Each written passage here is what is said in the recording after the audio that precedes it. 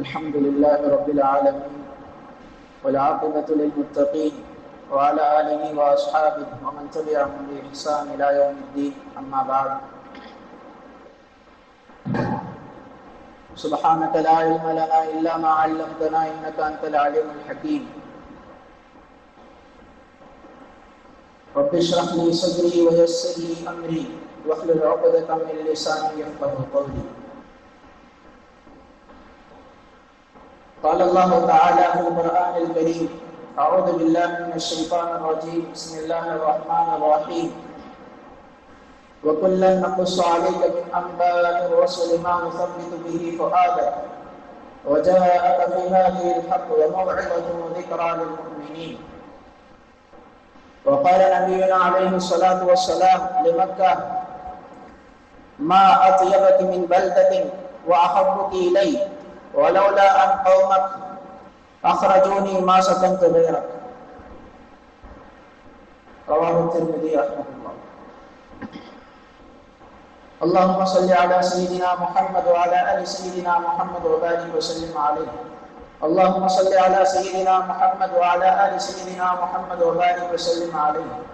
اللهم صل على سيدنا محمد وعلى آل سيدنا محمد وبارك وسلم عليه. புகழும் புகழ்ச்சியும் ஏக வல்லவனாகிய அல்லாஹ் ஒருவனுக்கு மாத்திரம் உண்டாவதாக. ஸலாத்தும் ஸலாமும் கண்மணி நாயகம் முஹம்மது ரசூலுல்லாஹ் ஸல்லல்லாஹு அலைஹி வஸல்லம் அன்னவர்களின் மீதும், அன்னவர்களின் வாழ்க்கையை அடிபெறலாமல் அப்படியே பின்பற்றி வாழவிருக்கிற அனைவரின் மீதும் உண்டாவதாக என்று கூறியவனாக என்னுடைய உரையை ஆரம்பம் செய்கிறேன். கண்ணியத்திற்குரிய கனவான்களே, பெரியவர்களே, அல்லாஹ் தஆலா உலகத்திலே நம்மவர்களை படைத்து இஸ்லாம் என்ற புனிதமான மார்க்கத்திலே அல்லாஹ் தஆலா நம்மவர்களை திளைக்க வைத்திருக்கிறார் என்று சொன்னால் இது அல்லாஹ்வுடைய மாபெரும் ஒரு கிருபையாக இருக்கிறது. இஸ்லாமிய மார்க்கம் இருக்கிறது, அது எல்லா ரீதியாகவும் மனிதனுக்கு தேவையான எல்லா விஷயங்களின் பக்கமும் அவனுக்கு அழகான முறையிலே வழிகாட்டக்கூடிய ஒரு மார்க்கமாக இருக்கிறது. என்னென்ன ரீதியான தேவைகள் எல்லாம் மனிதனுக்கு இருக்கின்றனவோ அனைத்து தேவைகளையும் சுட்டிக்காட்டி அனைத்து தேவைகளுக்கும் தீர்வுகளை அல்லாஹ் தஆலா இந்த இஸ்லாத்திலே நமக்கு கொடுத்திருக்கிறார். ஆனால் புனிதமான ஒரு மார்க்கத்திலே அல்லாஹ் தஆலா நம்மவர்களை வைத்திருக்கிறார். இந்த இஸ்லாமிய மார்க்கம் விரும்புவது என்னவென்று சொன்னால், சஹாபாக்கள் ஒரு சமயத்திலே சில அரசர்களிடத்திலே தங்களுடைய இஸ்லாத்தை போய் எட்டி வைக்கக்கூடிய சமயத்திலே அவர்கள் கூறினார்கள்: பஅஸல்லாஹ் லினுக்ரிஜல் இபாத மின் இபாதத்தில் இபாத் இலா இபாதத்தி ரப்பில் இபாத். அல்லாஹ் தஆலா எங்களை மனிதர்கள் அடியார்களுக்கு அடிமைப்பட்டு கிடப்பதிலிருந்து எஜமானாகிய அல்லாஹ் ரப்பல் இஸ்ஸத் அவருக்கு அடிமைப்பட்டு இருப்பதன் பக்கம் வழிகாட்டுவதற்காக அல்லாஹ் தஆலா எங்களை அனுப்பி இருக்கிறான் என்பதாக சஹாபாக்கள் அரசர்களிடத்திலே எடுத்து கூறினார்கள். அதே போல்தான் இந்த இஸ்லாம் எப்பொழுதும் அடிமைத்தனத்தை விரும்புவது கிடையாது. இஸ்லாத்திலே அடிமைத்தனம் என்று சொன்னால் அது அல்லாஹ்விடத்தில் மாத்திரம் நாம் மேற்கொள்ளக்கூடிய விஷயமாக இருக்கிறது. யாருக்கும் அடிமைப்பட்டு கிடைப்பதில் இஸ்லாம் பிரியப்படுவது கிடையாது. எனவே தான் நாம் ஹதீஸ் கிதாபுகளிலே காணும் பொழுது ஏராளமான விஷயங்களை நமக்கு ஷாயிகள் குறிப்பிடுவார்கள். எப்படி எல்லாம் அடிமைத்தனத்தில் இருந்து வெளியேறுவது, ஒரு அடிமையை எவ்வாறு எந்த விஷயத்திற்கெல்லாம் விடுதலை செய்ய வேண்டும், சின்ன சின்ன விஷயங்களுக்கெல்லாம் அந்த காலத்திலே அடிமைகளாக இருந்தவர்களை சின்ன காரணங்களை காட்டி நீங்கள் அவர்களை விடுதலை செய்து விடுங்கள் என்பதாக நமது மார்க்கம் நமக்கு அழகாக சொல்லித் தருவதை நாம் காண முடிகிறது. சங்கைக்குரிய பெரியவர்களே, சகோதரர்களே, நமக்கு அந்த காலத்திலிருந்து நபி ஸல்லல்லாஹு அலைஹி வஸல்லம் அவருடைய காலத்திலிருந்தே இந்த விஷயம் நமக்கு கொடுக்கப்பட்டுள்ளது. அந்த அடிப்படையிலே பார்க்கக்கூடிய சமயத்திலே நம்மளுடைய இந்தியாவாகிறது ஆரோக்கியமான சூழலிலே எல்லோரும் ஆசாதிகளாக எல்லோரும் நல்ல முறையிலே வாழ்ந்து கொண்டிருந்த ஒரு காலத்திலே இருந்தார்கள். அப்படி இருக்கக்கூடிய சமயத்திலே இந்தியாவுடைய வளங்களை எல்லாம் பார்த்து, நம்மளுடைய பிரதேசத்தின் வளங்களை எல்லாம் பார்த்து, இதை நம்முடைய கரத்திலே ஆக்கிக் கொண்டோம் என்று சொன்னால் எவ்வளவு அழகாக இருக்கும், இவர்களை எல்லாம் நமக்கு அடிமைகளாக ஆக்கிக் கொண்டோம் என்று சொன்னால் நன்றாக இருக்கும் என்று கருதியவர்களாக சூழ்ச்சியே தன்னுடைய கண்ணோட்டமாக கொண்ட அந்த ஆங்கிலேயர்கள் இந்த இந்தியாவை தன் கைவசம் ஆக்கிக் கொள்வதற்கு முயற்சித்துக் கொண்டிருந்தார்கள். அவர்கள் இந்த இந்தியாவை தங்களுடைய வசத்தில் ஆக்கிக் கொள்வதற்காக முதலிலே சிலர்களை வியாபாரத்திற்காக இந்த இந்தியாவிற்கு அனுப்பி வைத்தார்கள். அவர்கள் இந்த இந்தியாவிற்கு வந்ததன் நோக்கமே இந்த இந்தியர்களுடைய வியாபாரங்களையும் வணிகங்களையும் முடக்கி அதையெல்லாம் தங்களுடைய கைவசத்தில் ஆக்கிக் கொண்டு பிறகு அவர்களை எவ்வாறு ஆளப்போகிறோம் என்ற அதே சிந்தனையிலே அவர்கள் இந்தியாவிற்கு வந்தார்கள்.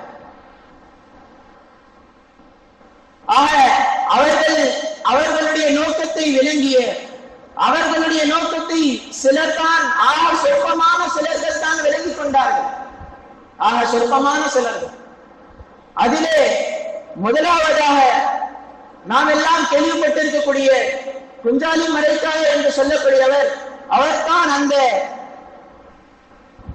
போர்ச்சுகீசியர்களை அவர்களுக்கு எதிராக அவர்தான் போர் செய்வதற்கு தயாராக ஆனார், போராடுவதற்கு தயாராக ஆனார். அவருடைய ஏராளமான திட்டங்கள் இவர்களை இந்த ஆங்கிலேயர்களுடைய சிந்தனை அது வென்றுவிடக் கூடாது என்பதற்காக பலவிதமாக முயற்சித்துக் கொண்டிருந்தார். ஏராளமாக பாடுபட்டார். அவரிடத்திலே இவர்கள் தோற்று விடுவோமா என்று அஞ்சியவர்களாக தங்களுடைய நயவஞ்சகத்தை அவர்கள் பயன்படுத்திக் கொண்டு இந்த குஞ்சாலி மரைக்காயர் என்பவரை அவர்கள் கொன்று குவித்து விட்டார்கள். இவ்வாறாக இஸ்லாமியர்கள் இந்த நாட்டை பாதுகாக்க வேண்டும், இந்த இந்திய திருநாட்டை காக்க வேண்டும் என்பதற்காக தங்களுடைய உயிரை மாய்த்துக் கொண்டவர்கள் ஏராளமானவர்கள், தங்களுடைய உயிர்களை எல்லாம் தியாகம் செய்தவர்கள் ஏராளமானவர்கள். இது ஒரு புறம் இருக்க, இப்படியே சென்று கொண்டிருந்தது காலம். அவர்கள் அந்த ஆங்கிலேயர்கள் அவர்களுடைய சிந்தனையில் இருந்து விடுபடுவதாக இல்லை. எப்படியாவது இந்த இந்தியாவை தங்களுடைய கைவசத்தில் ஆக்கிக் கொள்ள வேண்டும், இந்த இந்தியாவை தாங்கள் ஆள வேண்டும், இந்தியாவுடைய எல்லா வளங்களும் தங்களுக்காக ஆக்கிவிட வேண்டும் என்பதற்காக, இந்தியர்களை எல்லாம் அடிமைகளாக ஆக்கிவிட வேண்டும் என்பதற்காக பலவிதமாக போர்கள் செய்து கொண்டிருந்தார்கள். அவர்கள் முதலிலே வணிகத்திலே கை வைத்தார்கள், அடுத்தபடியாக கலாச்சாரங்களிலே கை வைத்தார்கள். இவ்வாறாக அவர்கள் எல்லா ரீதியாகவும் கை வைத்துக் கொண்டு முன்னேறி கொண்டே இருந்த சமயத்திலே முதலாக இந்த ஆங்கிலேயர்களுக்கு எதிராக குரல் கொடுத்தவர் சிராஜுத்தௌலா என்று சொல்லப்படக்கூடிய வங்காளத்தை ஆண்டவர். அவர்தான் முதலாக இந்த ஒரு போராட்டத்தை எடுத்து நடத்தினார், சிராஜுத்தௌலா என்பவர். அவருடைய சம்பவத்தை எல்லாம் நாம் படிக்க வேண்டும். நாம் வாழக்கூடிய இந்த காலத்திலே நாம் வரலாறுகளை விட்டு மிகவும் தூரமாக சென்று கொண்டிருக்கிறோம். வரலாறுகளை படிப்பதை விட்டு மிகவும் தூரமாக சென்று கொண்டிருக்கிறோம். நம்மளுடைய மூதாதையர்கள், நம்மளுடைய இஸ்லாமியர்கள் எவ்வாறெல்லாம் துன்பப்பட்டு இருக்கிறார்கள், எவ்வாறெல்லாம் இந்த நாட்டுக்காக தியாகம் செய்திருக்கிறார்கள் என்பதை நாம் தெரிந்து கொள்ளாமல் நாம் மேலோட்டமாக அவ்வாறே செய்து கொண்டிருக்கிறோம். இது ஆகப்பெரிய ஆபத்தான ஒரு விஷயமாக இருக்கிறது. ஆகப்பெரிய ஆபத்தான ஒரு விஷயம். ஏனென்று சொன்னால் சொல்லுவார்கள், அழகாக சொல்லுவார்கள், வரலாறு தெரியாத சமூகம் மாண்டுவிடும் என்பதாக சொல்லுவார்கள். வரலாறு தெரியாத சமூகம் அது மாண்டுவிடும். எனவேதான் அல்லாஹ் தஆலா குர்ஆனிலே பலவிதமான வரலாறுகளையும் நமக்கு சொல்லி காட்டுகிறான். ஏனென்று சொன்னால் அந்த வரலாறுகளின் மூலமாக நம்மளுடைய உள்ளங்களை நாம் ஸ்திரப்படுத்திக் கொள்ள வேண்டும் என்பதற்காக, நம்மளுடைய உள்ளங்களை நாம் ஸ்திரப்படுத்திக் கொள்ள வேண்டும். அந்த வரலாறுகளை எல்லாம் பார்த்து நாம் நம்மளிடத்திலே ஒரு உத்வேகம் பெறக்க வேண்டும் என்பதற்காக, அந்த உத்வேகத்தின் காரணமாக நம்மளுடைய இஸ்லாத்திலே நாம் நிலைத்திருக்க வேண்டும். நமக்கு உரித்தான உரிமைகளை நாம் இழந்துவிடக் கூடாது. இஸ்லாம் இருக்கிறது, எல்லா இடத்திலும் நமக்கு அழகான முறையிலே வழிகாட்டி இருக்கிறது. நபி ஸல்லல்லாஹு அலைஹி வஸல்லம் அன்னவர்களிடத்திலே ஒரு முறை அபூ ஹுரைரா ரலியல்லாஹு அன்ஹு அவர்கள் சில விஷயங்களை நபியிடத்திலே கேட்டார்கள். அப்பொழுது அதில் ஒரு விஷயமாக கேட்டார்கள், யா ரசூலல்லாஹ், என்னுடைய செல்வத்தை எனக்கு உரித்தான உடைமைகளை சிலர் அபகரித்துக் கொள்ள நாடுகிறார்கள், நான் என்ன செய்வது என்பதாக, அப்படியே நான் அவர்களிடத்தில் அதை விட்டு விடுவதா என்பதாக அவர்கள் கேட்ட சமயத்திலே அண்ணலம் பெருமானார் முஹம்மது ரசூலுல்லாஹ் ஸல்லல்லாஹு அலைஹி வஸல்லம் அவர்கள் கூறி காட்டினார்கள், நீங்கள் அவ்வாறு விட்டுவிடக் கூடாது, அவர்களிடத்திலே நீங்கள் போராட வேண்டும் என்பதாக சொன்னார்கள். நீங்கள் எவ்வாறாவது போராடி நீங்கள் என்ன செய்ய வேண்டும், உங்களுடைய உரிமையை பெற்றுக்கொள்ள வேண்டும் என்பதாக கூறினார்கள். பிறகு அபூ ஹுரைரா ரலியல்லாஹு அவர்கள் கேட்டார்கள், ஒருவேளை அவ்வாறு நாங்கள் போராடக்கூடிய சமயத்திலே அந்த எதிரி என்னை வெட்டிவிட்டான் என்று சொன்னால், என்னை கொலை செய்து விட்டான் என்று சொன்னால் எனக்கு என்ன ஆகும் என்பதாக கேட்டார்கள். அதே போல நான் அவனை கொன்று விட்டேன் என்று சொன்னால் அப்பொழுது என்ன கிடைக்கும் என்பதாக கேட்டார்கள். அண்ணலம் பெருமானார் ஸல்லல்லாஹு அலைஹி வஸல்லம் அவர்கள் கூறினார்கள், நீங்கள் அவனை கொன்று விட்டால் அவன் நரகத்திலே ஆகி விடுவான், நரகத்திற்கு சென்று விடுவான். அவன் உங்களை கொன்று விட்டால் நீங்கள் ஷஹீதாக ஆகிவிடுவீர்கள் என்பதாக முஹம்மது ரசூலுல்லாஹ் ஸல்லல்லாஹு அலைஹி வஸல்லம் அவர்கள் நமக்கு அழகான முறையிலே கூறி காட்டினார்கள். ஆக இந்த இஸ்லாமிய மார்க்கம் இருக்கிறது, நம்மளுடைய உரிமைகளை நாம் பாதுகாக்க வேண்டும் என்பதாக நமக்கு சொல்லித் தருகிறது. அநியாயமான முறையிலே நம்மளிடத்திலிருந்து நம்மளுடைய உரிமைகளை பறிக்க வேண்டும் என்பதாக யாரேனும் ஆசைப்பட்டார்கள் என்று சொன்னால் அவ்வாறு சூடை போனவர்களாக நாம் அப்படியே விட்டுவிட்டு வருவதை நம்மளுடைய இஸ்லாம் பிரியப்படுவது கிடையாது. குர்ஆனிலே அல்லாஹ் தஆலா ஒரு இடத்திலே சொல்லி காட்டுகிறான், வலா தஹினு வலா தஹ்ஸனு வ அன்துமுல் லஅலவு இன் குன்தும் முஃமினீன்.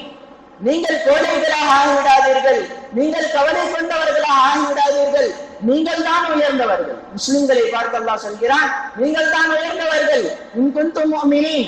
ஆனா நிபந்தனையாக அல்லாஹ் தஆலா சொன்ன விஷயம் என்ன, நீங்கள் முழுமையான ஈமான்தாரிகளாக இருப்பீர்கள் என்று சொன்னால் என்று சொல்லி காட்டினார். அல்லாஹ் நல்லடியார்களே, நம்மளிடத்திலே அந்த ஈமானுடைய ரோஷத்தை வலுப்படுத்திக் கொள்ள வேண்டும், நம்மளுடைய ஈமானை வலுப்படுத்திக் கொள்ள வேண்டும்.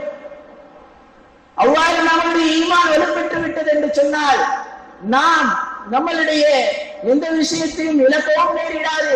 அதே போல நாம் எதிரிகளிடத்திலே கோழைகளாக ஆகிவிட மாட்டோம், எதிரிகளிடத்திலே கோழைகளை போன்று ஆகிவிட மாட்டோம். நபி ஸல்லல்லாஹு அலைஹி வஸல்லம் அவர்களிடத்திலே இன்னொரு சஹாபி இன்னொரு முறை கேட்டார்கள், யா ரசூலல்லாஹ், என்னுடைய உரிமைகளை மீட்பதற்காக நான் போராடினேன் என்று சொன்னால் அந்த போராட்டம் எந்த வகையிலே சார்ந்தது என்பதாக நபி ஸல்லல்லாஹு அலைஹி வஸல்லம் அவர்களிடத்திலே கேட்டார்கள். அப்பொழுது நபி ஸல்லல்லாஹு அலைஹி வஸல்லம் அவர்கள் கூறினார்கள், நீங்கள் உங்களுடைய உரிமைகளை காப்பதற்காக நீங்கள் போராடினீர்கள் என்று சொன்னால், உங்களுடைய இஸ்லாத்தை காப்பதற்காக நீங்கள் போராடினீர்கள் என்று சொன்னால் அது அல்லாஹ்வுடைய பாதையிலே நீங்கள் போராடியதற்கு சமமானது என்று சொன்னார்கள். அல்லாஹ்வுடைய பாதையிலே இஸ்லாத்தை பாதுகாப்பதற்காக போராடுவது எவ்வளவு பெரிய பாக்கியமான விஷயமோ, அதே போன்று தங்களுடைய நாட்டை காப்பதற்காக, நாடு என்பது எங்களுடைய உரிமை, அந்த நாட்டை காப்பதற்காக நாம் போராடுவது அதுவும் அல்லாஹ்வுடைய பாதையிலே போராடுவதற்கு சமமானது என்பதாக கண்மணி நாயகம் முஹம்மது ரசூலுல்லாஹ் ஸல்லல்லாஹு அலைஹி வஸல்லம் அவர்கள் கூறி காட்டினார்கள். விளங்க வரக்கூடிய விஷயம் என்னவென்று சொன்னால், நாம் எவ்விதத்திலேயும் பின்தங்கியவர்களாக ஆகிவிடக் கூடாது. எல்லா விதத்திலேயும் எவ்வாறெல்லாம் சூழ்நிலைகள் வருகிறதோ அதையெல்லாம் எதிர்கொள்ளக்கூடிய ஆற்றல்களை நாம் நம்மளிடத்திலே ஏற்படுத்திக் கொள்ள வேண்டும். அந்த காலத்திலே இந்த ஆங்கிலேயர்கள் வந்த சமயத்திலே அவர்கள் எந்தெந்த விதத்திலெல்லாம் இந்த இந்தியர்களை தாக்க நினைத்தார்களோ, இந்தியர்களை அடிமைப்படுத்த நினைத்தார்களோ, அந்தந்த விதத்தை எல்லாம் முதலிலே கண்டு கொண்டு அந்த விதத்தை எல்லாம் தரைமட்டமாக ஆக்கியவர்கள், அந்த சூழ்ச்சிகளை எல்லாம் தரைமட்டமாக ஆக்கியவர்களில் மிகுதமான பங்கு பெற்றவர்கள் இஸ்லாமியர்கள் ஆவார்கள். மிகுதமான பங்கு அது இஸ்லாமியர்களுக்காக இருக்கிறது. இந்தியா கேட்டிலே சென்று பார்த்தால் தெரியும், இஸ்லாமுக்கு இந்த இந்தியாவுடைய விடுதலை, இந்தியன் ஃப்ரீடம் ஃபைட்டர்ஸ் என்பதாக இன்றும் நீங்கள் கூகுளிலே சர்ச் பண்ணி பார்த்தால் உங்களுக்கு தெரியும். இந்தியாவுடைய விடுதலைக்காக போராடிய தியாகிகளிலே 95,000 சொச்சம் வீரர்கள் இருக்கிறார்கள். அதிலே 61,000 சொச்சம் வீரர்கள் இஸ்லாமியர்களாக இருக்கிறார்கள். அதிலே 61,000 சொச்சம் வீரர்கள் அது இஸ்லாமியர்களாக இருக்கிறார்கள் என்பது நமக்கு அழகான முறையிலே படிக்கக்கூடிய சமயத்திலே, ஆய்வு செய்யக்கூடிய சமயத்திலே விளங்கக்கூடிய விஷயமாக இருக்கிறது. ஆனால் அதையெல்லாம் மறைக்க வேண்டும் என்பதற்காக, அதையெல்லாம் மறைக்க வேண்டும், எந்தெந்த விஷயங்கள் எல்லாம் இஸ்லாமியர்களுடைய தியாகங்களை, இஸ்லாமியர்கள் இந்த நாட்டுக்கு உரித்தானவர்கள், இஸ்லாமியர்களுக்கு இந்த நாட்டிலே பெரும் பங்கு இருக்கிறது என்பதாக சொல்லி காட்டக்கூடிய என்னென்ன விஷயங்கள் எல்லாம் இருக்கின்றனவோ அதையெல்லாம் எவ்வாறாக நாம் மாற்றிவிட முடியும் என்பதாக யோசித்துக் கொண்டு சில கூட்டங்கள் எல்லாம் இருக்கிறது. யோசித்துக் கொண்டு அதற்காக சூழ்ச்சி செய்து கொண்டு சிலர் அதற்காகவே தங்களுடைய அன்னப்பாடும் வேலை செய்து கொண்டிருக்கிறார்கள். அல்லாஹ்வின் நல்லடியார்களே, கண்ணியம் பொருந்தியவர்களே, இந்த சமயத்திலே நாம் விழித்துக் கொள்ள வேண்டும். நம்மளுடைய உரிமைகளை பாதுகாக்க வேண்டும், நம்மளுடைய இஸ்லாமை பாதுகாக்க வேண்டும், நம்மளுடைய நாட்டை பாதுகாக்க வேண்டும் என்று சொன்னால் நாம் நம்மளுடைய வரலாறுகளை தெரிந்திருப்பது அவசியமான ஒரு விஷயமாக இருக்கிறது. வரலாறுகள் முக்கியமானவை. அல்லாஹ் தஆலா குர்ஆனிலே சொல்லுகிறான், இந்த வரலாறுகளை எல்லாம் நாம் சொல்லி காட்டுவதன் காரணமே உங்களுடைய உள்ளங்களை சிறப்படுத்துவதற்காக என்பதாக சொல்லி காட்டுகிறான். ஒவ்வொரு நபிமார்களுடைய வரலாறு, ஆதம் அலைஹிஸ்ஸலாம் தொட்டுள்ள எல்லா வரலாறுகளையும் அல்லாஹ் தஆலா சொல்லி காட்டுவதன் மூலமாக நமக்கு சொல்லித்தரக்கூடிய விஷயம் என்னவென்று சொன்னால், நம்மளுடைய ஆதிகாலத்தில் இருந்து உள்ள எல்லா வரலாறுகளையும் நாம் தெரிந்திருக்க வேண்டும். நாம் நம்மளுடைய அலுவல்களிலே ஈடுபட்டு இருப்பதன் காரணமாக வரலாறுகளை மறந்துவிடக் கூடாது. இவர்கள் நம்மை அழிக்க வேண்டும் என்று யோசித்துக் கொண்டிருப்பவர்கள், அவர்கள் யோசிக்கக்கூடிய விஷயமே என்னவென்று சொன்னால், அவர்கள் திட்டமிடக்கூடிய விஷயமே என்னவென்று சொன்னால், வரலாறு இல்லாமல் ஆக்கிவிட வேண்டும் என்பதாக அவர்கள் திட்டமிட்டுக் கொண்டிருக்கிறார். வரலாறு இல்லாமல் ஆக்கிவிட வேண்டும். வரலாறு இருந்தால் தானே அவர்களுக்கு ஒரு பெயர் இருக்கும். வரலாறு இருந்தால் தானே அவர்களுக்கு ஒரு பெயர் இருக்கும். வரலாறு யாருக்கு இல்லையோ அவருக்கு எந்த ஒரு பெயரும் இல்லாமல் போய்விடும். அதன் காரணமாக வரலாறை எவ்வாறு அழிக்கலாம் என்பதாக அல்லும் பகலும் முயற்சித்துக் கொண்டிருப்பதை நாம் எல்லாம் அறிந்தவர்களாக இருக்கிறோம். அதனால் நாம் செய்ய வேண்டிய முக்கியமான விஷயம் என்னவென்று சொன்னால், நம்மளுடைய அந்த வரலாறுகளை நாம் முழுமையாக தெரிந்து கொள்ள வேண்டும். இந்த வரலாறுகளை முழுமையாக தெரிந்து கொள்ள வேண்டும். அதை நம்மளுடைய குழந்தைகளுக்கு படித்துக் கொடுக்க வேண்டும். இன்றைக்கு நம்மளுடைய குழந்தைகளுக்கு படித்துக் கொடுக்கப்படக்கூடிய அந்த புத்தகங்களிலேயும் கூட பல வரலாறுகள் மாற்றம் செய்யப்பட்டு விட்டது. பல வரலாறுகள், பல தியாகிகளை அவர்களை இந்த இந்தியாவுடைய எதிரிகளாக, பகைவர்களாக காட்டக்கூடிய தோற்றங்கள் எல்லாம் நாம் பார்த்துக் கொண்டுதான் இருக்கிறோம். அல்லாஹ்வின் நல்லடியார்களே, நமக்கு இந்த நேரத்திலே, இந்த சுதந்திர தினத்திலே நாம் கவனித்துக் கொள்ளக்கூடிய விஷயம் என்னவென்று சொன்னால், நாம் வரலாறு படைத்தவர்களை அறிந்தவர்களாக இருக்க வேண்டும். வரலாறு படைக்காவிட்டாலும் வரலாறு படைத்தவர்களையாவது அறிந்திருக்க வேண்டும். அது முக்கியமான ஒரு கடமையாக இருக்கிறது. அல்லாஹ் நல்லடியார்களே, நாம் நம்முடைய கடமைகளை எல்லாம் சரியான முறையிலே விளங்கி அதன் பிரகாரம் வாழக்கூடிய உன்னதமான கண்ணியம் பொருந்திய உயர்வான சமூகமாக அல்லாஹ் தஆலா இன்றும் என்றும் அல்லாஹ் தஆலா நம் அனைவரையும் ஆக்கி அருள் புரிவானாக என்று கூறியவனாக என்னுடைய உரையை முடித்துக் கொள்கிறேன். ஆகிரு தஅவானா அல்ஹம்துலில்லாஹி ரப்பில் ஆலமீன்.